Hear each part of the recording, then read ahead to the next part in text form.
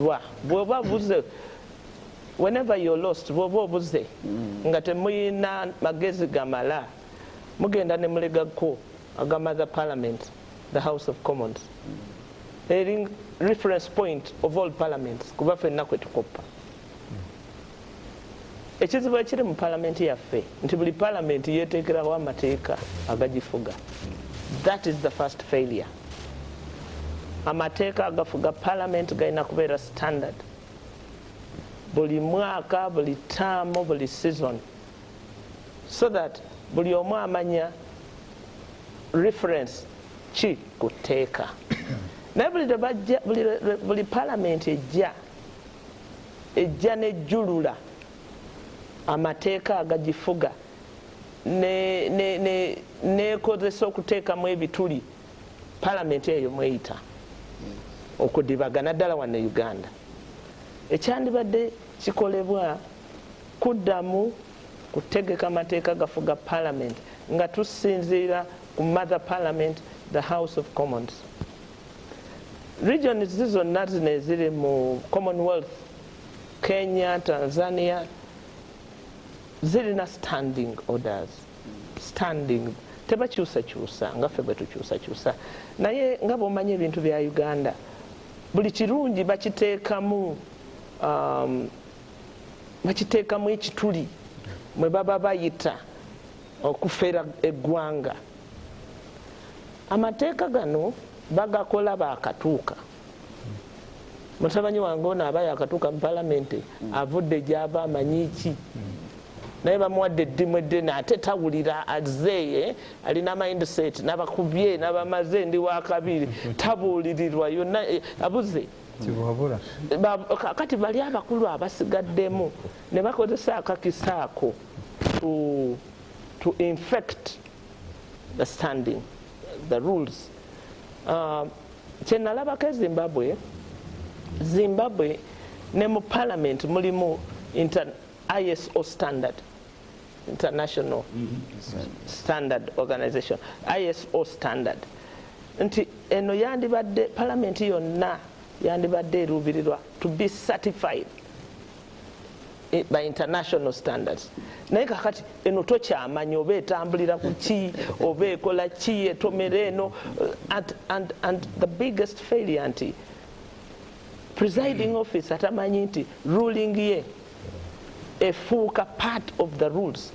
Naye buli lunaku akyusa, you just can't follow. It is total chaos in this parliament, and it is so sad. Ate baakyawa okumanya, tebaagala amanyi, they are just allergic to knowledge and betterment. Allergy y'amaanyi. So eno parliament ekoze kinene nnyo okusomesa Uganda nti waliwo ebintu bye tulina okuzimba empagi nga tebagijjulula.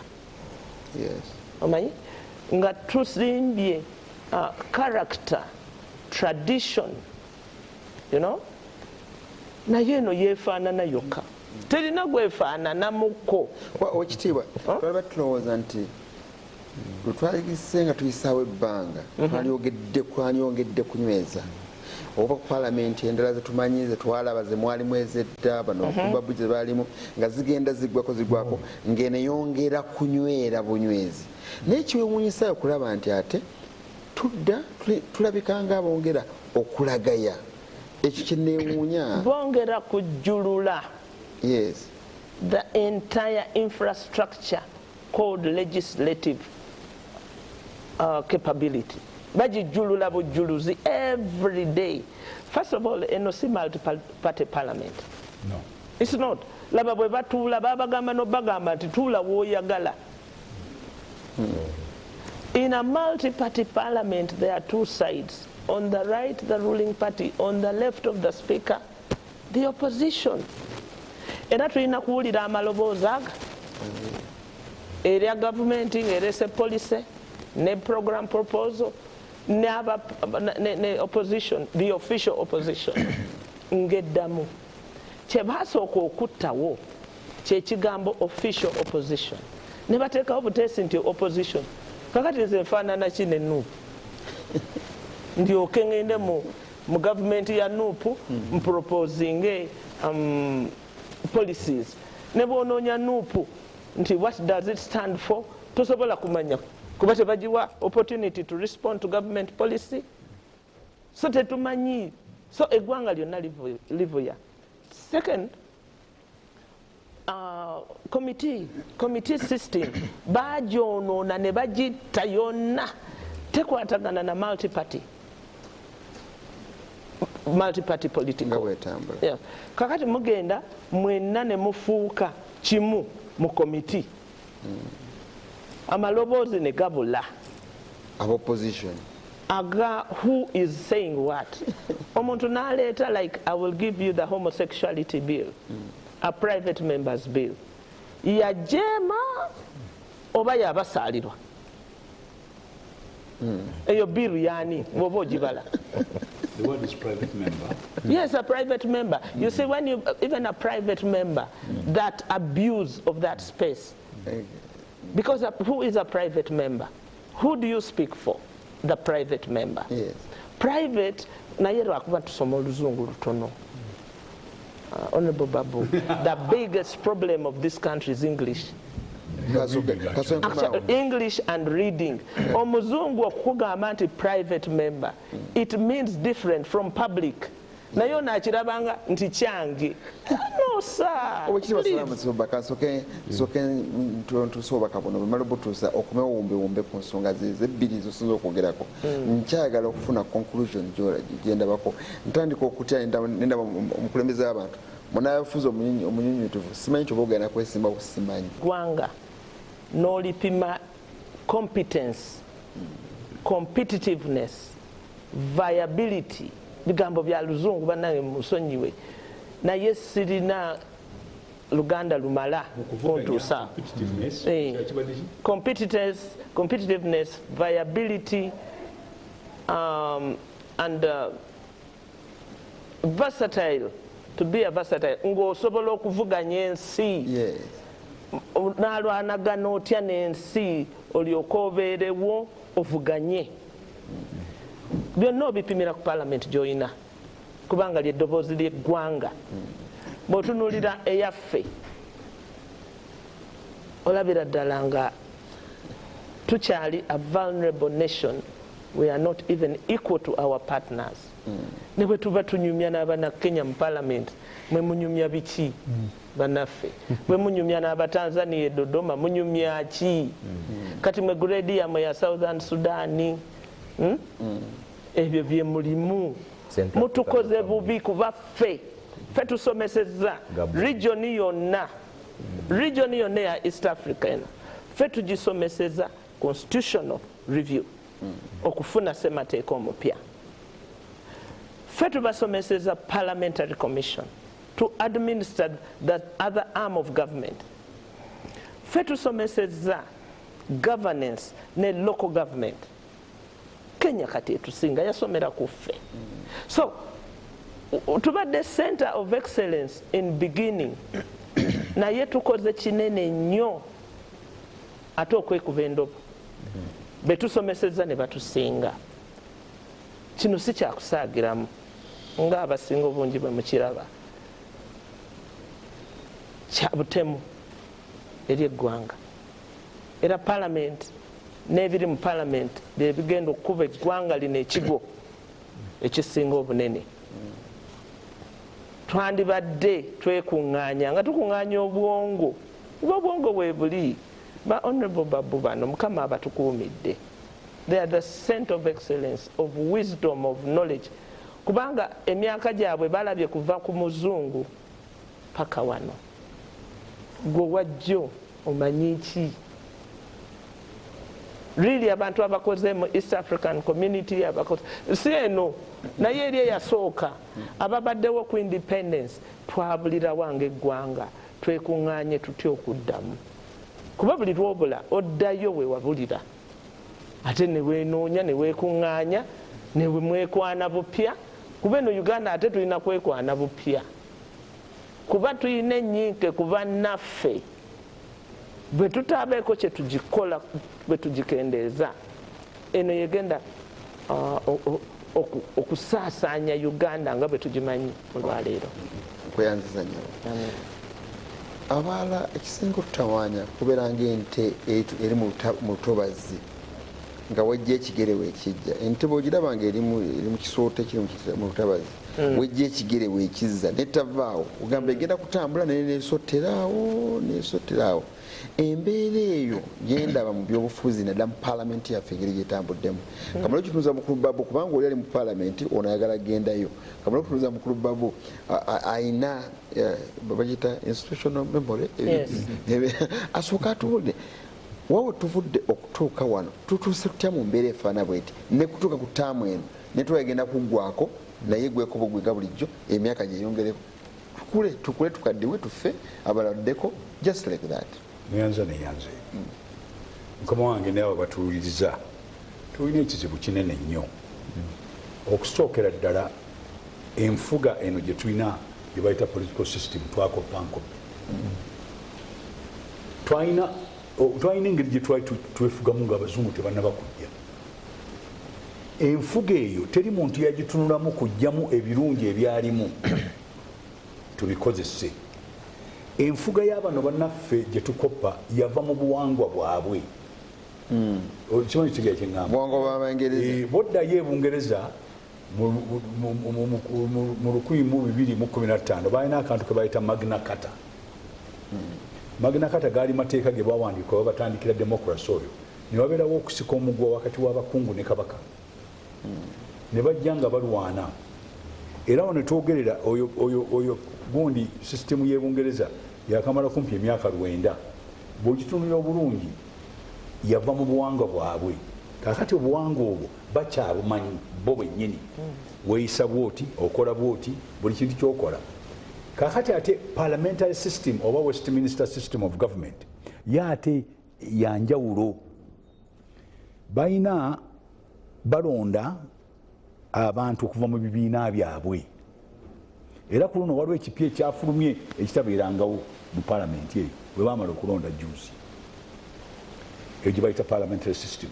Olonda ababaka ne bagenda mu paalamenti ne beerondamu omukulembeze gwe bayita prime minister. Ekibiina ekyo bakisinze okubeera n'abantu muki ababaka. Ab'Amerika kye twagezaako fokopa balina presidential system. President bamulonda yekka naye ate nga bamulonda si buli omu. Balina gye bayita electoral college erondebwa okuva mu bitundu. Yatandikibwa nga bagenda mu Amerika ng'atalina ttaka talonda. Walina kubeera nattaka olonde.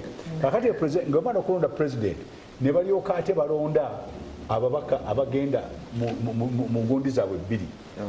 Ate naye bagikopa Bungereza naye ate ye Bungereza yo yanjawulo olw'okuba nti abakungu bano baalinganga abalangira baabalekawo ekintu kye bayita House of Lords wanebo ne bakola yawo. Kati mu Amerika ne bagenda kukopa egundi ezebbiri era waaliwo okusika omugwa kw'amaanyi. Lwaki tubeera n'enkiiko bbiri?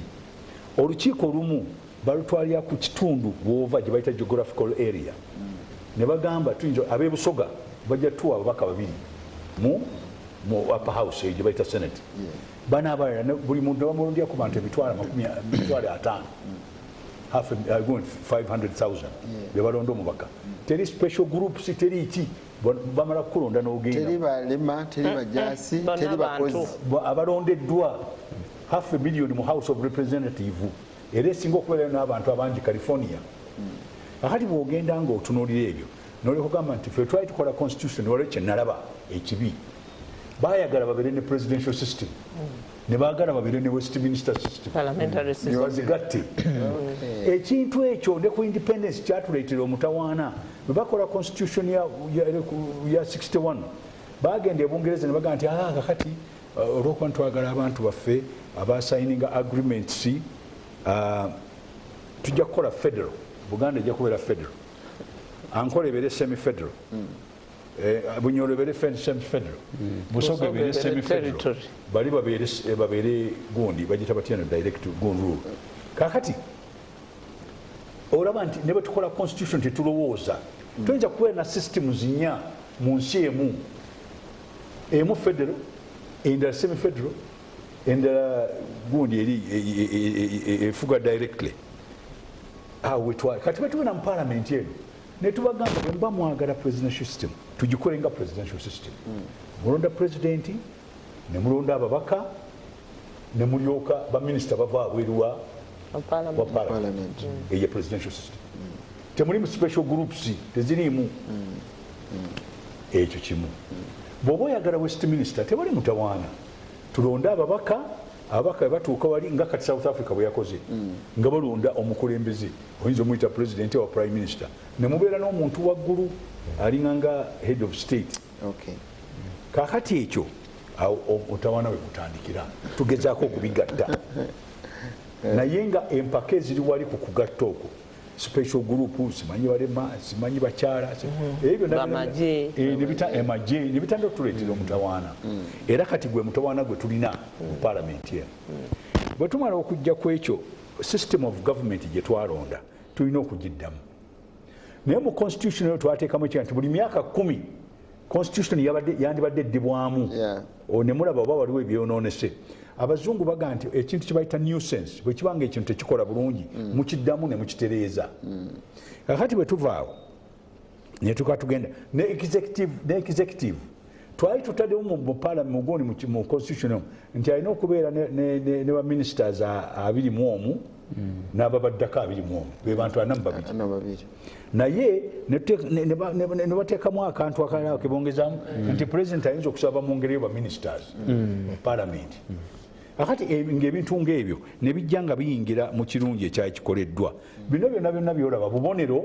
olw'okuba nti awo twayonoona nga tutandika okuleeta palamenti ate ne bino ne tuteekamu akantu akalala bino byokugenda nga bagaziya nga bateekawo constituencies empya bateekawo district empya constituency bweweza abantu emitwalo 28 nga bagisalamu emitwalo 14 kakati ekyo nakyo nekireeta omutawaana ne batandika n'okukola municipalities kakati ebyo byonna byonna bigenda byonoona ki gundi eno kakati amateeka kankubuulire noba olikola constitution tosobola kuwandiika amateeka gonna n'ogamalayo agamu gabeera mu buwangwa nti olina engeri gyewoyisa toyinza kutambula bwereere tetujja kuwandikano nti memba wa parliament tasobola kujja mu parliament ng'ali bwereere naye okimanya obumanya tosobola kukikola tekikolebwa kati amateeka gano okukolebwa era nzikiriziganya n'omukyalo oyo nti bwe tumala okugakola obulungi okukyusa ekintu kitera okuba nga kitabula etteeka litera okuba nga litabula ne muddamu ne mulitunuulira bulungi ne munoonya lwaki litabula ye nuisance gye nkugambye etteeka lyandibadde terimala gakyusibwa lyandibadde likyusibwa nga lirabika terikyakola bulungi oba ate bwe likola lyonoona bwonoonyi n'oliko okola ekintu ekyo ekirala ekiriwo eno parliamentary system gye muwulira gye twogerako ebyo byonna ng'obitadde empisa zaffe embi empisa zaffe fe abakulembera mbi kuba bonna tetukyusiza mpisa ne gana amateeka agaliwo singa empisa zibanga nnungi gasobola okukola naye bwebanga mulina empisa embi ng'ozze kulaga nti oli gojjeewo teyalina magezi goyina amagezi awo eba eyonoonese so tulina kyozimbirako naye ekyo ate kiva mu ngeri gye batuyigiriza educational system yaffe okuva ku primary wano okutuuka mu university tusomesebwa bulungi batulaga nti tulina okubeera nga tutegeera ebintu bye tukola nojja n'osanga omusajja alina diguli profesa mulamba naye ngaebintu byayogera ku byobufuzi nga birala naye ebyokusomesa eri ngaabimanyi naye wano weetaagamu amagezi agatali ga bulijjo okubeera omukulembeze omukulembeze yasika abantu n'akubuulira amazima obulidde ononsonyiwa njagadde nnyo nzireyo ku nsi zaffe zaaliwo ng'omuzungu tannaba kujja waaliwo okwefuga abantu nga bateekamu ekitiibwa ekintu ekigenda waggulwaki kubanga kyali kiva mu buwangwa bwabwe n'ennono zaabwe bino tebikwatagana nnono zaffe tulina okulaba ebintu bino ebirungi tubitaddemu tutya for example mu Nigeria abagundi bakabaka bonna balina mu constitution balina olukiiko batuula ne bawaayo ebirowoozo byabwe tuli ffenna ku nfuga y'ebitundu ne gavumenti ate babateekamu ekitiibwa ekyo kimu ekirala tulina okuba nga tulina aba Uganda oli omwami mukyala yayogedde bulungi nze nali mwana muto wano nalaba Uganda ng'abantu bava e Kenya ne bava e Tanzania ne bajja wano okukyala n'okucakala Uganda yali waggulu nnyo era n'abaasoma e Makerere abaali bava mu nsi ezituliraanye tebayirabiranga kintu ekiraba kubuuza banne mwabeera ki kuba Uganda yali nnungi nnyo so mbadde njagala tukwate akantu kano omusajja era nkwogera buli lunaku lwenzijja wano era njagala kayingire mu mitwe gy'abantu omusajja gwe bayita Lee Kuan Yew eyafuga Singapore kati Katonda yamujjulula yagenda e China nasanga omusajja gwe bayita Deng omusajja enywanga sigala omusajja mumpi bwati namugamba nti bwe oyagala ensi yo va mu bino ebyokugamba nti ono mu China ono muyindi ono genda ofune abantu abalina obusobozi bw'oba oteeka mu bukulembeze ate si busobozi bwa bitabo busobozi bwa kutegeera ensi gyegenda era n'ateekawo ebintu ebyo bisatu obusobozi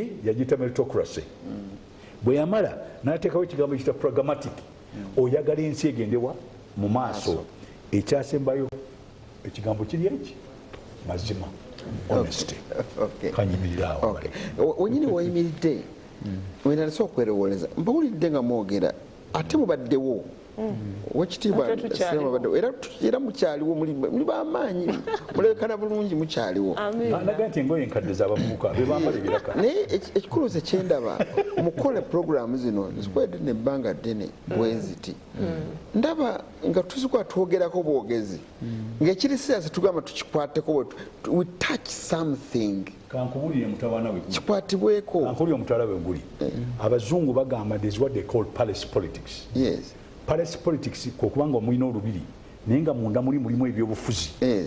Waliwo abantu Katonda yabawa omukisa balina amatu g'abakulu nti bwamugamba ekintu ekirungi akivaako n'agoberera ekyono abantu abo babi nnyo era kankubuulire abasensi eno be bantu abalimba abakulembeze n'agenda n'addira omukyala ng'oyo n'alyoka amwogerako ebigambo bitali mu magezi nadda ku musajja n'amwonoona abantu abandi badde bakola ki batuyamba era nze kankubuulire tulina abantu wano nga batudde wansi ensi eno eyinza okukyuka mu mwaka gumu abantu abo bamanyiddwa n'agenda ew'omukulu n'amugamba nti nze oyo omusajja simwagala ne famire ye sigyagala kusiiga nziro omusajja oyo ayagala ntebeyo yes oli n'abeeraga gwe tomumanyi nze mumanyi ne baleeta ate ennaku zino bafuna n'okuteekako bu recordings bu audios bwe balimbye you know dekejeke omanyi kye bakola omulaba tutudde wano bagenda bateesa nze nengenda ew'omukulu nenga nti omusajja oyo mubi nnyo ono n'agenda omusajja oyo mubi nnyo akati abantu abo buli omu ng'ayogera ekigambo eki ng'ebyo byonna byabujja kubanga bo tebalina bali ku kintu kimu kyokka kiyitibwa mululu. Okay. Kati mukulu Allen Mayanja waliwo ebintu byolaba ng'ekigambo kya parliament okwesalangawo omusala gwayo ekigambo kya parliament okulonda olukiiko lwalyo olw'abakamisona kusazaamu byemuteekateeka bingi ebireyo ebyo byonna byonna biraba byangu nnyo omulala buli waga nti lwaki ng'emisaala gyabwe gy'abawaka palamenti teyigibwa mu lukiiko olugatta wamu olwawamu oba lukola ku by'emisaala bakamisona lwaki balina obuyinza bwe buti oba tuko balwanya n'ebyala ebikwatagana bebiti n'ogamba abaka abayingira mu palamenti bano bazze babalema bano babavubuka bano babakozi bo tebasobola kuyita wala ne bagenda ebintu ebyo ebirina okutereezebwa ebiva mu biseera by'olutalo mu biseera ebyattawanyanga ebyatwawukanyanga kati nga tugattiddwa wamu nze kyendowooza mukulu Mayanja oli mubaka wa palamenti kansooke gwe akyaliyo nga tenabagenda ku ekyo ekyomusaala ono ekisanga bakikola dda katukiddemu ensonga lwaki twagala palamenti abakulu baayo bwe babateekawo omusaala singa obateeka wansi wa executive ejja kubawa amateeka nabo bandibadde negundi yaabwe kyandibadde nti palamenti abantu abalimu abakulu basobola okusikiriza omusaala nga bamanyi neekonomi bwefaanana omutawaana nti singa obateeka wansi wa executive ejja kuba controllinga lwaki twakikola anti mbagamba mu abakikola nti mwakola kikyamu nedda tetwakola kikyamu bwe twakwasa obuyinza after that be bakyamu kuba gwe toyinza kubanga you have created an ecosystem eyiyo etakwatagana naboweereza kuba beerabidde nti buno buweereza obuweereza bulina obuvunanyizibwa bwe bukuwa ebyo babivaako dda tebakyamanyi bantu tebakyamanyi bantu tebakyamanyi nsi tebakyamanyi nakitiibwa kya palamenti ekyamazima kamunkwekizamu bwe twali tusaba omusaala ogwasooka nga twakamala okituvudde mu CA memba wa palamenti yafunanga miliyoni omusaala era nga ate ffe tugusalawo bwe twavaawo ne batugamba tugule emotoka tugamba tetulina ssente mu Uganda buli muntu bamuweeyo miliyoni 18 agenda agula emotoka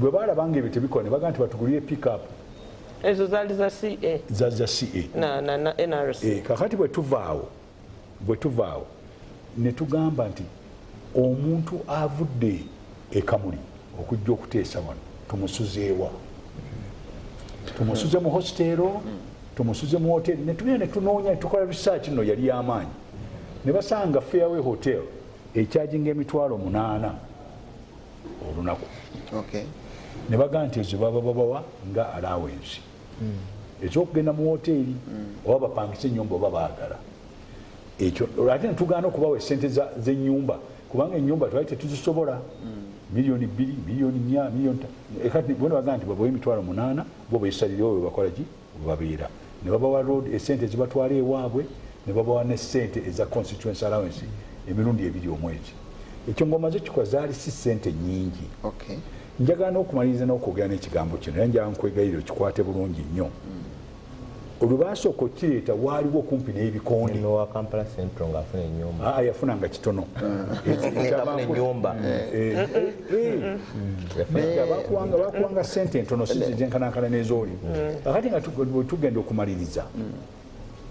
tugenda okumaliriza of course waliwo okusikomebwa kw'amaanyi gavumenti yali egaanyi nze ninawe nali nentandika okuzibabalira twagenda okumanaga naye zino sente si nyingi naye twamalirizaawa kakati bannaffe abajja oluvannyuma bagenzi babyonoona kiraga omuntu wa Africa omuntu wa bulijjo omuntu afuna ekitono omuwa okwegabira ennyama ajja kwegabira ennyama nyingi okusinga abantu tebakugamba nti lya nesepiki kubanga kati wetuli nesepiki nayo bagirya mukama wange kwadda basiniya bange oba abakulu bange badde nsaba naye bampa omukisa bakuwadde bw'oba otunuulidde olwaleero eggwanga lyaffe liri mu bufe ey'ebizibu oba cocktail kino buli wookwata wonna olaba waliwo ebizibu bingi naye honorable senior munange mwanyimbuzi eyansooka mu palamenti muyita senior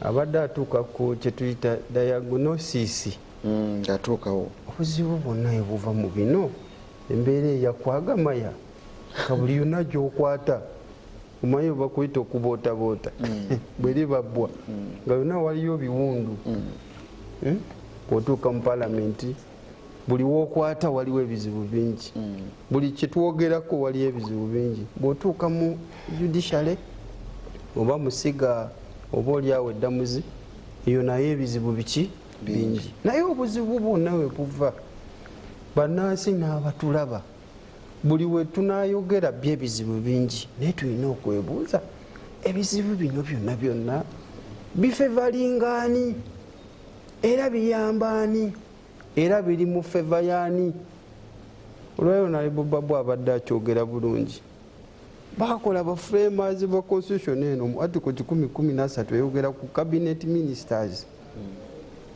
sabu article eyokubiri neyagamba the total number of cabinet ministers shall not exceed 21 except with the approval of parliament.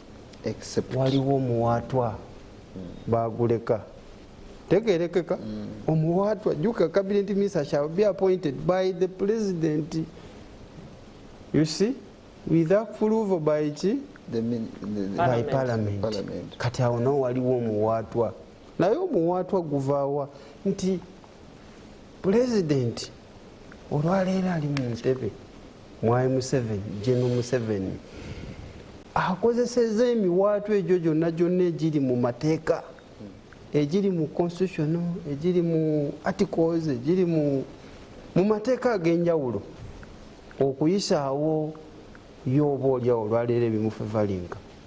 Bano abaana abavaayo olwaleero infact si baana bannansi abagamba we are marching to parliament tusaba kino nekino nekino.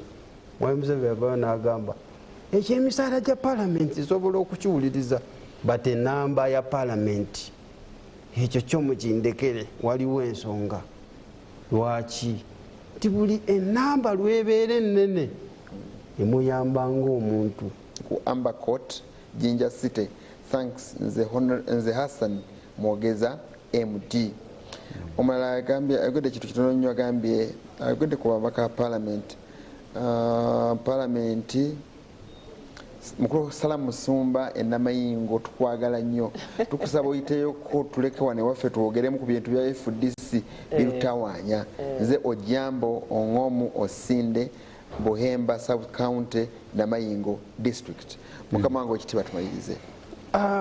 Mazima olwaleero infact ne bannayuganda n'oteekawo referendum nebagamba naye parliament esigalewo oba egende kakasa bulungi 90% referendum esobola okuva nga bagamba parliament ekoleki eveewo egende. Naye lwaki tutuutse wano mu mbeera olwaleero fakiti era mbeerayo nze mu parliament eyo, naye abakama bange ntera bagamba ti ku nsonga zonna ezigenze maaso ku fulo mbuuza Ssebunya wayogedde ki. Mwaye tulina olugero olugamba nti omulyamamba abeera omu but wano walina okuteeka buli muntu omuteeka ku musalaba. Kyowaaye ku nsonga y'enguzi wayimiridde ku ki? Ku nsonga olwaleero ezigenda mu parliament era kyova olaba nze nfuba omanye ebya parliament ebyo byakwefubako. Tuli abakolomosi 5 n'okusoba naye olina okufuba okulaba n'ojjukira obuvunaanyizibwa obwakwasibwa abantu bo n'osituka performance zakubaga mu babaka ba Buganda nga ndi namba 10 basinza okwogera ku fulo si mu nkubo. Naye bw'otunuulira ebizibu bino byonna nga olwaleero siniya wange Salam Musumba badde ayogera ku size ya parliament, committee systems n'ebirala nzijukira bulungi. Deputy Speaker twali tuyisa okuwaluko billion 270 billions okuzuwa okubairinga otuloko. Deputy Speaker in fact yadijaninga parliament yali yeerabidde yakoma obukumi twadijani yagamba kuno kufana kuwona really kufana kuwona nga kuvaawa from the executive. Olwaleero tugamba amasiga getengeredde but that is a political statement. In actual sense reality bw'otuukayo ogenda okusanga nga executive influences every institution, buli siga. Kakati olwaleero bino byonna ebigenda mu maaso ani akulyetinga olwaleero zino zonna constituencies babutema atema eyo aga bali bansabye district bano bansabye constituency bano bankoze bwe bati byonna ne bijja mu parliament. Olwaleero Salam Musumba luli balina amaanyi kituufu naye olwaleero ogenda okulaba budget olwaleero mugijukira bulungi emabega kawe yayise negenda Mwami Museveni agenda ne kololo nagipraisinga nagiwana gano gabadde mata ate emabegako nagikomya na fakti netuyingira ne mu financial year eggwanga teririna kyetuyita appropriation act nga biiru teyagiteekako omukono nagikomyawo ku fulo.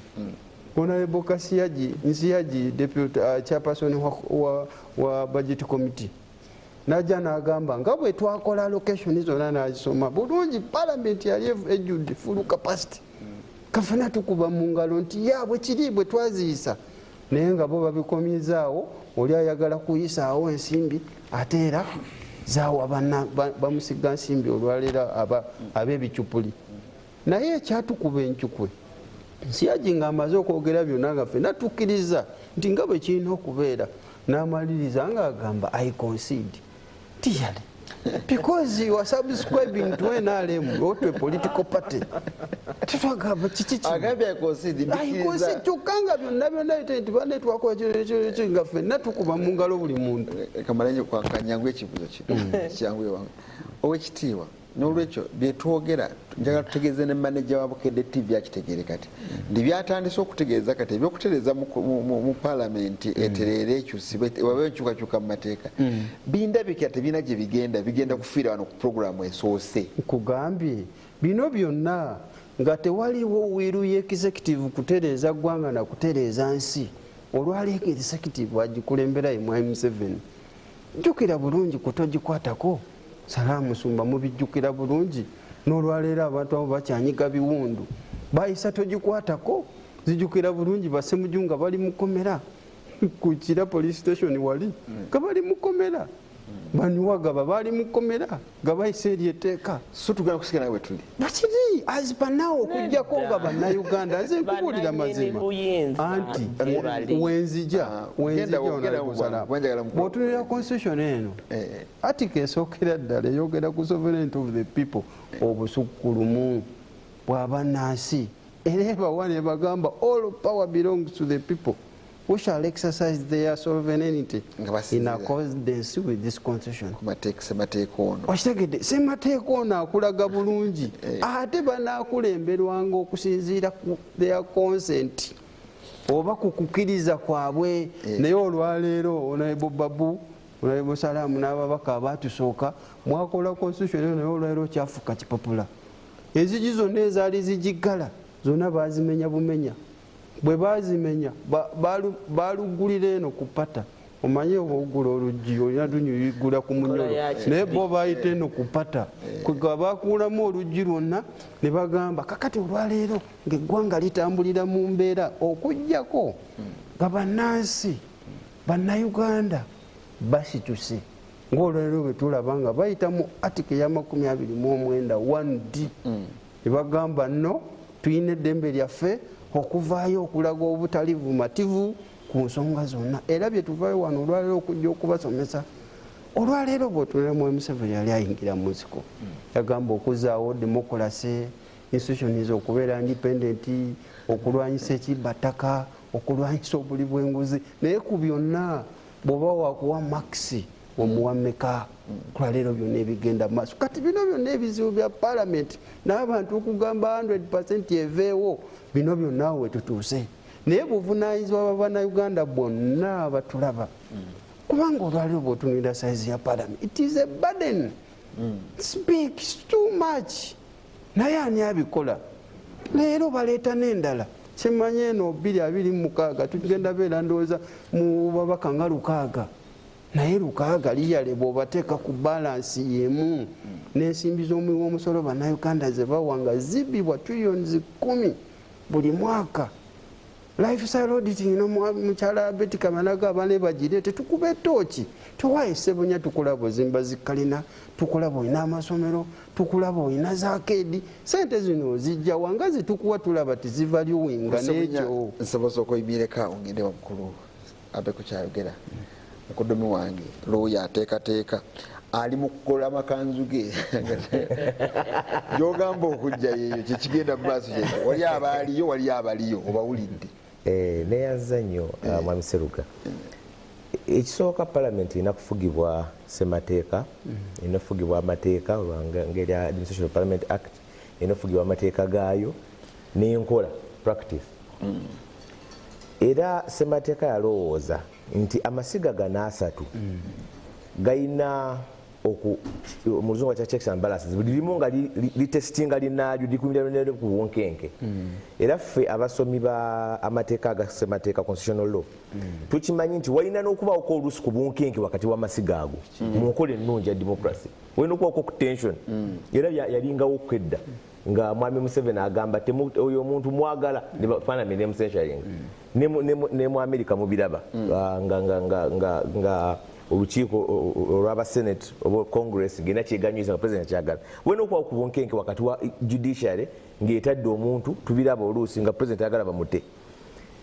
Ekizibu ekimu kakati era bwe kyekyava okugamba nti no okwetongola kuno kubanga parliament yasooka teyalimu etteeka lya Administration of Parliament Act eriwa parliament tuteekawo akakiiko akafuga ennambika oba engeri gyekolamu emirimu gyayo kyali kyakola ekyo nti parliament ogiwa okwetongola ndoza Honorable Salam yali mu parliament eyo oba Honorable Dan Wandera Ogali bamukuba muvinga gonda eyo n'ekyemisaala kyajja mu ngeri bwekyo. Era nzijukirawo n'omusango ogwagenda paka mu kkooti ensukulumu ne bagamba nti naye parliament okwewa emisaala ne executive erina okubaako ne input nti bwe mumala okugiyisa gino proposal muziweereze eri kubanga parliament oli yagenda mu kkooti aputassemateeka ng'agamba nti parliament lwaki yeewa yokka n'egisalawo netandika okukola. Era weewava kyova olaba nga ne parliamentary commission akakiiko akafuga parliament buli muntu aliko lwa nsonga nti leader of opposition abeereko leader of government business abeereko minister of finance abeereko lwa nsonga. Olwaleero wiiki eno nawulidde nga Honorable Nabbanja leader of government business agamba siitibwanko mu lukiiko lwa parliamentary commission leader of opposition Honorable Joel agamba siitibwanko mu lukiiko lwa parliamentary commission. Kakati okumala emyezi 8 ng'akulira government business n'akulira opposition tebalinnyako mu lukiiko lwa parliamentary commission. Twatuuka tutyawo naye ng'abantu bana basalawo naye nga simanyi ndibabaddeko kubanga etambula kitegeeze mu gitambula. Nze ndowooza ekizibu kyava kiva ku bintu bibiri. Ekisooka Honorable Salam ne Honorable Babu bagambye nti ffe tebyalinga bino. Kati nze njagala okulowooza nti eddagala erimu lwaki eryabwe tebyalinga bulungi kusinga wano kubanga tukirabe mu institution zonna. Ekisooka kye Honorable Mayanja kyagambye nti President gwe twalina ebiseera ebyo yali ndowooza yalimu mu kisanja kyakusatu oba kyakuna kati ali mu kyakumeka oba nti okujja ebisanja mu ssemateeka ne mu creating life presidency n'okujjako ekkomo kyakosa ebintu birala bingi nnyo bimutamanyi si kyagundi yokka nti kaakati olwaleero president yatuuka nga parliament yagikozesa nti bwemuba mwagala kino jjukira Honorable Salam baali mu pafo nga bagenda mu FDC tebabuwa million 5 ababaka abalala Sekikubozi ya whistleblowing nti bamugambye okukwata ebisanja genda million 5 era Sekikubo yagenda ne bazimu muma kwe ku blowing whistle bamugamba genda osooka oyatule woyimiridde. President n'atufuna nti parliament bwe mba nina kinjagala okuyisaawo mbawa kano nti era nekijjira ddala n'okugikwatako okwasembya 2017 era bwoli ezaafuluma. Kaakati nekifuuka nti twatuuka tukyano nti ebiseera ebyo temwalina president ayagala kubeerawo paka kufiirawo. Kaakati bwe kiva ku ekyo nekijja ne ku bukulembeze. Obukulembeze bwa parliament essaawa eno buliko tooki nnene parliament ye 11 naye kyatandikira mu ye10. Obukulembeze tulina ekizibu mu ggwanga muno nti buli atuuka mu office ayagala teekawo bwakabaka chiefdom abangu wakasolya oluusi abamu kaakati bayize n'omuze bwafiiramu nti mwana wo gwe basooka okutunuulira bwe talina mwana asomye oba mukulu talina ku baganda be nti sipiika bw'abeerawo Honorable Kadaga nzukira ali yeetaddewo yeguddemu ne institute nga bagituumye Kadaga parliamentary bano bwe bajja kikimu kwe basooka okukyusa era mmanyi bana tebanavaako bajjako bagituumye omu ku baliko kaakati bwetuuka ekamuli nti kamuli yagundi kamuli ha eno yagundi mukono yagundi emutyana mwinayo nanyiniyo kwegamba buli muntu ali muka office alowooza ng'abenaali mwe bagamba nti wenaali tulina omuntu omu yekka era nga bwe tulaba nga atandise okukaddiwa tufune standby generator standby kitegeeza amasinzizo gaviirako kakati n'obukulembeze bwe bwafuuka era Honorable Kadaga y'omu ku baasooka ku parliament ye10 enaddala ng'agenda okuvaako nga parliament agisanga makaage yasalawo edda nga abantu okutambula bano ba Honorable Babu ne Honorable Salam bayinza okuba bakimanyi nti nga Clark alina mu control trip y'abagondi olwaleero ne bw'oba ogenda Bukeddeya oba Masaka speaker ateeka okumanya baani abagenderako baani abagenda ku trip kakati olwaliro nti nira kuba mu good box za Honorable Kadaga okutambula nzijukira Honorable Karuhanga bwe yagenda mu kooti ku bya sente zize bali beyongezeza covid Honorable Kadaga n'ayomba nnyo era ndowooza bombi babakomawo ng'omu sipiika mulambo baka yandibadde alina fukamira okuddamu okufuna akakisa mu parliament kwegamba parliament kakati parliament ye11 yeekidde ku ddaala ddala yeekirwa ku ddaala ddala era tulina incidents zetulabyeko nyinza okukuwa ezimu ojjukira Honorable Namugazi bali bamusenshalinga nga ababaka abamu nga beekubira n'amasimu jangu obeerewo olabe tulage sipiika nti tumuyirawo omubiri tulina okukola ki ogoba namuganza waliwo omubaka omu oba ewebuyende omukyala yakiwakanya bagamba olwaleero ne bweba trip ng'egenda Masaka tayiza kulinnya mmotoka ya palamenti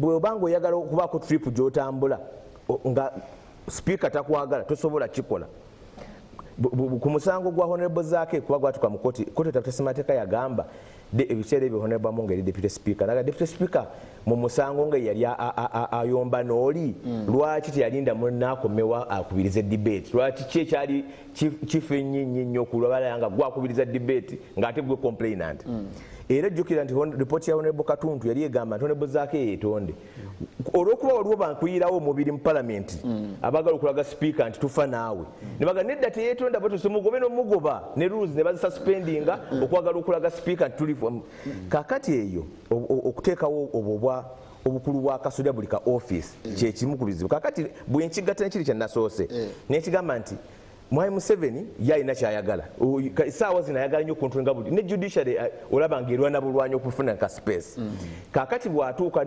ng'alaba ono ayagala kino n'agamba mpankuwe era nkunyinza okuwa incidents bbiri yasembiyo yabadde ndooza wiiki ewedde emu yali bukedde yanga honorable speaker Goredwadiri n'agamba sebo president gwammanyi nze ono ndiwo okululo yalinga speech omugole gyakola ku mbaga gwe wekka gwantegeera kakati ngali awo aba awaddeyo afusinze era ne kujuzi yakizeemu n'agamba nti kakati eriyo palamenti ezedda ezatawanyanga president eno palamenti kati tuli wamu tutambula ne executive kakati era kwegamba okulaga nti oli kyeyagala edda akifunye nti palamenti jakusa kyenjagala kakati kamaze honorable Seruganeka n'akantu ka numbers nazo nyingi ate nga constituency ezo tezisalibwawo okusinziira ku standard emanyikiddwa tuyinza kugamba nti oba buli bantu 200 bakiikirwa omubaka omu osangayo omu ng'akiikirira kakadde kamu omulala akiikirira abantu 1,000 waliwo honorable Kayindo Tafiri yali minisita local government najja nga baagala constituency bazaalinga 6 yavaayo na 15 kubanga buli mbaka ayagala kake waliwo ne gye bakolera nga bagikoledde muntu ne bagamba nti oyo tumukolera akantu special interest groups tuzitunulemu honorable Salamu Java balina omubaka obeera otya ku tiketi ya affirmative action okumala emyaka 40 oli ku affirmative action olwo abakyala abalala Kamuli banaakola batya webale mukama wange bannaffe bye twogeddeko byonna mu puroguramu eno era mulaba nti ffe tubyagala nze n'abantu bange ababulijjo tubyagala tubigamba bano abakulembeze baffe ababi b'amagezi n'abaliko nti twagala wabeewo enkyukakyuka naye tutandise okulaba nti mu reforms tekijja kuba kyangu mu kukyusa mu mateeka bijja kuba bizibu katugenda kukola tutya nina abaka abantu obubaka bungi bwenjagala okusoma naye obudde tebumala tebumala kangende wa mukyala kuba ekigambo kyogenda okusemba otuwa nze byampeddemu amaanyi nze mpuliddewo ekitiibwa abadde ayogeraawo naye ntaleka okutenga twagala bibeere enkyukakyuka zinaabaawo zino wa byakusaaga mu busaazi tuteekwa okuba n'enkyukakyuka okakasa zinaabaawo tuteekwa kuba bwe tutakyuka tufudde ng'eggwanga tufudde tuli mu ttaka twafuuka kyakusekererwa ate mu mulembe guno ogwa internet buli kimu bakimanyi ensi ekimanyi bweba tomanyi olabika bubi kuba bakulabirira nga tomanyi so tuteekwa okukyusa ekijja okuba ekirungi kukyusa gavumenti yonna kuba tekyasobola tekikyaliko kubuuza ate kukyusa tuyinza okukyusa obulungi oba mu bubi so era n'ekyo ffe tulina okukyebuulirirako n'okukitegeka tuyinza okubukyusa mu nzikiriziganya naye kati byendaba tewaliwo na space y'abantu bakulu kuteesa kuba bandibadde bayita abantu abakulu nga Honorable Babu ne bagamba nti banaye twabulirawa mutuwe ku magezi kuba bakyaliwo ensi eno evudde ku layini nga ffenna tutunula Seruga nga twogedde nga tuwoninze emyaka gino gyonna ensi egenzemu overdrive naye ngaegenda kugwa ekinnuma kiri kimu nti ebikolebwa bikolebwa mu bugenderere okudibaga eggwanga lino. Likolebwa nga babitegese, waliwo abatuula akaju akatuula ensi eno okugifuulanya okugijja ku mulamwa, naye ate bambi tebalina gye bagitwala. This is this is our home, this is all we have. So tuddemu okusingira ddala twebuuze ku batusinga amagezi, ba Honorable Babu abakyaliwo, tubakuŋŋaanye bawe Uganda eno amagezi, ffe batuwa okukola, abalala bafune okuyiga. Kakati abaliwo teri ayagala kuyiga, mbu buli omu amanyi, tebalina kye bamanyi. You know nothing about this country, you know nothing. These people know. Even us, we are not good enough. Abamanyi beebo. And I speak from knowledge. Kubaze nakola nabo. Mwami yali wa municipality ya Masaka, Kawanga. John. Oh my God. Tumujjeko ekisigaddewo. You know? Eriyo group y'abantu abo. They are all over the country. Tubakomyewo okuwa ensi eno amagezi. Tukomyewo aba Constituent Assembly. Bademiano Lubega, those people, whatever they are remaining with, let us get it as a country. Let us not allow one family to overrun this country. Please. Kubanga bagamba nti bwe bali mu nsiko nga tetwabogerangako nti bonna bali mu nsiko. But that wasn't democracy. That wasn't our choice.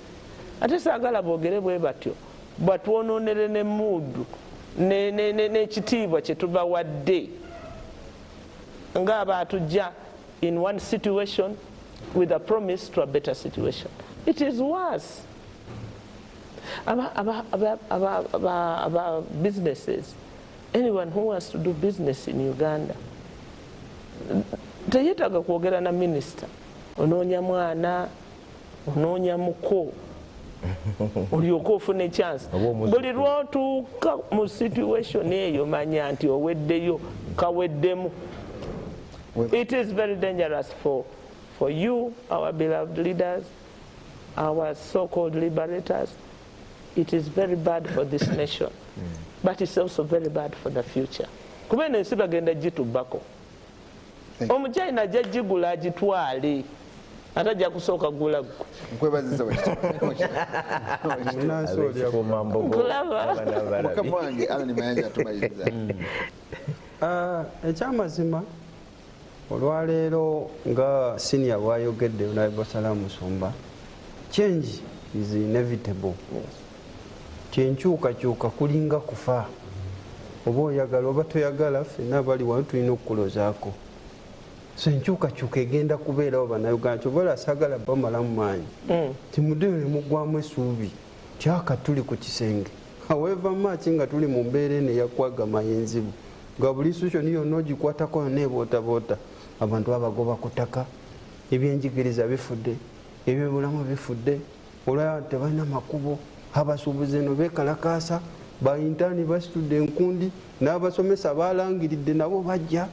Ogenda owulira bano babbye zino, eggwanga lisaanawo. Enkyukakyuka egenda kubeerawo mu mbeera yonna. Oba etya oba etya, wala bannayuganda tulina kubeera nga ffenna tuli alaati, kubanga eggwanga ffenna lituvunaanyizibwako kyenkanyi. Wabula oli ne bwabeerawo NRM ng'ensonga zayogera za nkizo, nsaba abavubuka omuntu oyo tumutwale naye nga wankizo.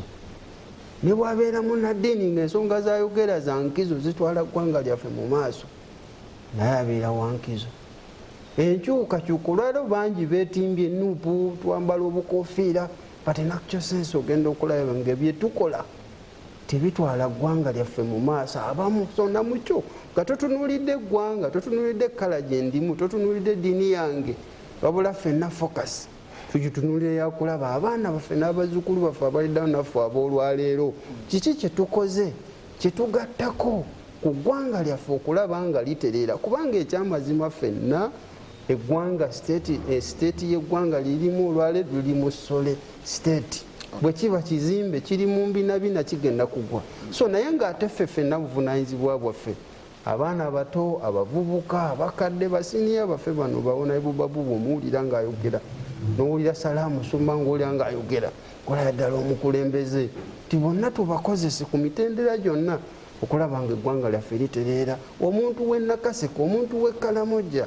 omuntu w'e Masaka abenga alaba value for his or her tax, omusolo ogwo gwawa mu bulumi ng'omwana we asobola okwakisesinga ebyenjigiriza ebirungi eri ebujubya kato g'obadde oyogerako, ng'eri ekirinda abaana 2 naye nga balina desks 4 naye nga somero lya gavumenti, eddwaliro ly'Ewakyato eri ekikamulo olisanga ng'abasawo webali naye si basasule nga n'eddagala teririiyo. Kale this is a collective responsibility ffenna bannansi gwandaba buli omu waali okulaba nga tugataka tafaali ku ggwanga lyaffe. Kale nkweyanza nnyo ekitiibwa. Kabuze kata ntandike debate empya, ntandike programu endala empya. Yonna kibadde otandise kibadde kikulu nnyo naye sijja nakyogerako kijja kutuwabya. Naye muwa amagezi abannansi ebyalo babiwa amannya agafaanana agalinamu future nga Kikamulo. Ate abo be baleeta mu M7. Njagala kumbawomba nga nzikatiza ebigambo Honorable Salam nti tulina kunoonya ki ekyatwala obuyinza bw'abantu. Bino byonna tuli ku bubonero symptoms ekizibu era ne bonoogamba nti muganda emuyita AMS Alani Mayanja Sebunya gworoya waabwe nti ne bomugamba nti waliwo wadde obwa speaker ne bowa Honorable Babono obwa speaker oba Honorable Salam mu parliament nga bwe tuli kaakati tuyinza okufuna ebintu bibimu kubanga ekizibu wekiva nti kiva walala amaanyi gali mbirala nnyo nnyo. So nze ndowooza nti bannayuganda kyo tunoteekamu kyova olabanga oluusi n'aba opposition ate ne batandika ng'ekibabeereza mu opposition linnya nti ndi mu NUP oba DP oba muki naye nga opposition mu linnya kubanga naye ng'enkola n'ebikola yakubeera status quo kubeera awo paka kufuna musaala tulinde emyaka kutambuza myaka. So nze ndowooza ekizibu we kivaawo. Nawo mbadde point empya naye yetaaga program naye nga mmaliriza ekibiina kyange kya National Platform tukyawandiisa ba members abapya era bwe nva wano ngenda mu Gomaawo Seeta tugenda kuwandiisa ba member bapya. Nobakozesa eki? Then what? Omusango ogwadde gulangirwa ennaku ezo gwatandise tusobola gwogerako. Omusango ogwoluwa gwogamba nti mingi guno kati ogwolu political 1.7 ogw'obuwumbi ogwo kakati guli mu kooti omuntu bw'ayogera kalebule okumanya wali eddembe ly'okwogera nze ndikkirizaamu nnyo 100 naye eddembe ly'okwogera ekkomo lyayo nti tolina ku ddembe kulebula. So guli mu kooti era kooti ejja kuguwulira gwogulimu ate ogimanyi gyembeeramu. Katukusabire kati oddamu bitundu oddamu mwoli toliimu bulimu butereevu. Tutandika gutandise ne Salaamu Sumba w'ekitiibwa kati Sandaga kule ensandago kumukeeka guno ensandago neyanzege eryokanga netonya nokola otya ensiisira oba zenkanya emyoyo naye nga tetunaba kutuuka eyo yonna. Njagala okwogera ekigambo kino gavumenti wetuuse digundi amasiga gonna 3 gononese ebirimu bituswaza.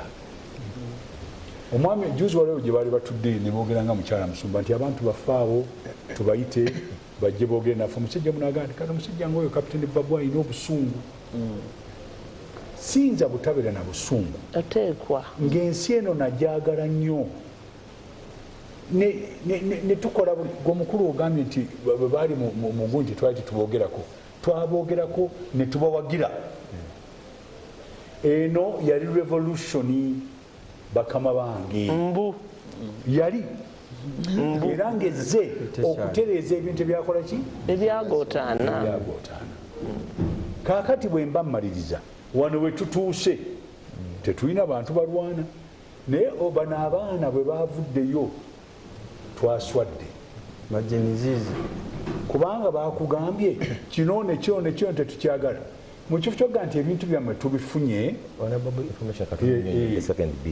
abaana boyogerako nabakiikiridde mu kooti abamu nga bafuluma wiiki eno abamu ku bo bazaalibwa ndowooza mu 2023 owange asembayo wa 2001 memba waabwe yaŋŋambye nti kati bono bakutte baaki kakati waliwo n'obwana obuyimbye nti amasuuti gafuuse g'ababbi abaana okutubuulira tandise okuswala kakati tubeeremu bwe tuba twogera ekigambo ky'amazima kiri kyeŋŋambye omuntu abeera ow'amazima abeera n'ensonyi waliwo ebintu byotukola gwe n'olyoka noddawo noga nti omusajja anyiize omusajja by'omukoze ngaoyonoona ensi eno lwaki takunyiigira n'olyoka n'okwata gundi ekutya nekutya sente n'oziteeka wabweru mulina banka eziri wabweru mulina businesses wabweru mutereka sente Mauritius mulina zonna tuzimanyi zonna sente tuzimanyi kakati bwe munaagenda mu nsondanya ani alizijjayo maama naye bwaba tali mu nsondanya omutawaana guli bwe guti mukama wange obusungu bwe tulina si ku muntu obusungu bwe tulina kutwonoonera ensi yaffe ensi eno nnungi nnyo nammwe muli balungi abali mu bukulembeze naye njagala muddeyo mwekube mu kifo musobola okukyuka bwe mba temusobola mutusiibule batugambireko banno nedda si bannange njagala nkubuulire munnange kali busisika nkugolokose nze munnange ye Uganda mwe mwenna abali mu busaati obumyufu obwaki saagala nakubalaba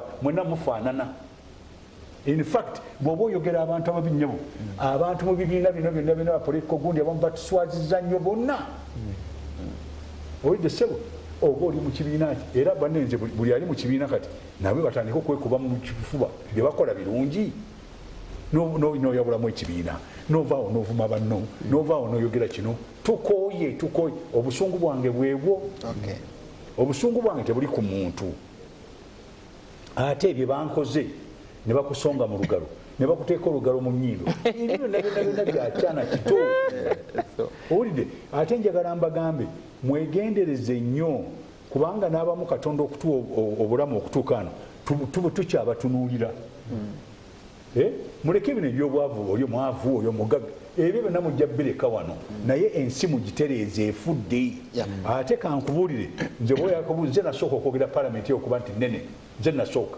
nti nene erina kubeera bantu 2 nga buli muntu akikkirira abantu 25,000 si bantu 10 owulidde ekyane mbagamba baminisita balina kubeera 15 oba 18 bwoba ababeezi baabwe babeera 35 balina kuba 21 ye constitution naye njagala oddeyo Amini yalina 18 na 8 California etusinga obugagga mu sente ne population esinga neyaffe erina ababaka 12 California kakati gwe oli wano oyagala ababaka 557 olw'okuba nti oyagala parliamentary system yabeeronda president addako si kituufu ne bwe bakulonda then what njagala n'oyo omuntu ayina society engiriko abantu batono naye abeere ng'akiikirwa ng'ava eiki tetugambye sigambye tuwalime kutibwa ebyo babaka naye tubeere reasonable abo bakolera eri eiki sente zaffe local government nedda India ina system ya wakati naye buli state erina government assembly erina ne chief minister kati busoga tuyinza jua chief minister ne assembly yayo bano bonna abali mu 13 abali mu saza babeerewo omuntu omunga we babeeranga owessaza owegombolola nenga olukiiko luli kuki luli ku sub-region so bannange ebintu byonna tusobola okubikola tebabalimba ate ne ssente zaffe entono ze tulina ne zisobola okumatiza buli omu. Kakati njagala otwale paalamenti eyo ojje osigaze abantu 2 abantu 357 omusaala gwe bafuna gusobola okusasula ba intaani bano abaliwo, gusobola okusasula abasomesa nkikiwedde neyanzege mbaagaliza wiiki ennungi ekino kyenjawo okumaliriza nakyo yokanga netonya netulaba ensiisira bwe zinkanye emyoyo ate wano njogera nti kino Ssaabasajja nzikirize njogere kino ekintu kyeyayogedde kibalaga nti ensi zino ze baagenda ne boonoona singa tuziwa obuyinza obumu ensi zaffe ziyinza okutereera. Vote of thanks eri Honorable Babu kubanga abantu abali mu kaliba ya Honorable Babu batono nnyo babaliwa ku ngalo. N'okusinziira gya subscribing Dr. Besigye tumanyi naye engeri gya subscribing ffenna tumanyiyo naye okuva n'ayimirira n'ayogera ebigambo ebyo sebo kakwateko mu ngalo omukulu Seruga esiga ly'Abengeyi erya Kisero liri waffe sebo tweyanziza webale kuuma twebaza nnyo nedda waliwo kyesaagala osiibule nga toyogeddeeko tuzzeeyo mu biseera ebizibu nate abantu ba leaders ba Forum for Democratic Change 36 babawambidde ekisuumu babakomezaawo tebabakomezaawo kaakati bwe babawamba babakubye babakoze batya jjukira ebyeddanga bwe babawambanga mu refugee camp Kakamega bye bazzeemu bani ababakubye kaakati abalumbye babadde bamanyikiddwa wa ESO Director General wa ESO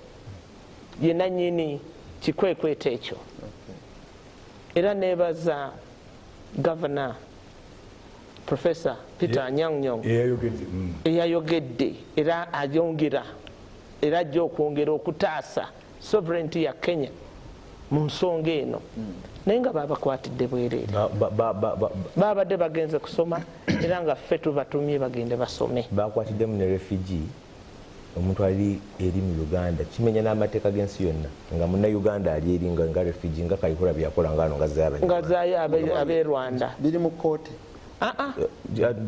twogera ku musango twogera ku mbeera obujulizi bwe banna baita kubanga kankubuulire buulirwe abasoga bagamba nti amaziga amayaka gaidukiza amakaire amaziga amapya gajjukiza amakadde kaakati bino byonna mbirabamu eri gye Honorable Babu byagambye nti revolution bye yalina okugjawo.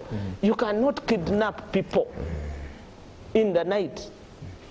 In the night. Musonyi embasese. Ebyokinabika abantu biri wano wokka. Omusajja bamuyitanga Omar Diko yali minister in Nigeria. Nadduka ne ssente n'agenda e Bungereza. Ne banoonya engeri bamukwata bamuleetera mu crate. N'omwana waffe bannange neebaza nnyo omulwaza w'ekitiibwa Musumba kyaleese nakintu kikulu kirina okulowoozebwako bekikwata kabanadde abatuulira n'abatulaba kwebaza nnyo naye East African community gye mwogerako yeeriwa nga ogende Kenya ne bakukwata. Honorable Salamu kyayogera nti ebintu ebikyamu tubifudde ebituufu olwaliro okuwamba Honorable Manja yagala kwatirewo Kivumbi engeri gye bakwata luli bakwata mubaka akamba ndowooza abe naye mbali tebakimanya nku abakuba nopanga bwe batyo ne bakwata omubaka w'NRM misana ku kooti n'amala ennaku 3 nga tetamanyikiddwa gyali. Akirewo Kivumbi yakulira security ya president waffe Robert Kyagulanyi Ssentamu naye omwana tetumanyi nakati gyali olwero bye bigenda mu engeri gyawambiddwamu naye ne bakuwambira wano ne bakulumba ne gyokyadde ne mu America bajja kukulumba kyendowooza kijja kutabuka nnyo. Ate abasajja abaisiemu abafiire South Africa tebawuliranga nsaba tukitegeere kijja kizibu nnyo kuba kizibu nnyo n'ekigambo nti omuntu yawambiddwa gavumenti ye ekyo nakyo si kituufu n'okwogerwa kikanga omuntu gavumenti yo ekwata bukwasi tekuwamba buwambi kikino okutukuza ate waliwo extradition mwebale bannange mwebale katuva watugende babayise mayuge nga balinga embwa zino ensumbu bebaza bannange betukoze mwana wattu Tina Nakimuli muganda wange Mudigosi Mudigosi w'Emityana Adija ogambye Sara Mudigosi Sam Mudigosi nze nasoma n'omukyala nga bamuyita linye nebaza nnyo ku Nicholas Mwanuzi ne bannaffe abalala bonna betukolerega nnyo mu programu eno tukolagana omulundi ogujja mbagaliza wiikendi ennungi byetwogedde bikangamuko biyinza okulemesa emmere yo nga kikunyiziza naye osooka nokakkanamu nosoomuka n'ogusamu ndabe notegeera ekigenda omukazi ono azze mu Amerika aliwa omukazi yeesimbyewo Kamala nedda mukama gwe yakutteko n'aleeta okulongoosa tulagidde ekisajja ddala ekisobo mu nsi muno okubeera mukulemu abakulu abawagira Harris tubagaliza birungi bwereere abakulu ba Kamala tubagaliza n'aba Trump tubagaliza mukama bakuume musoga mwali muzimanyi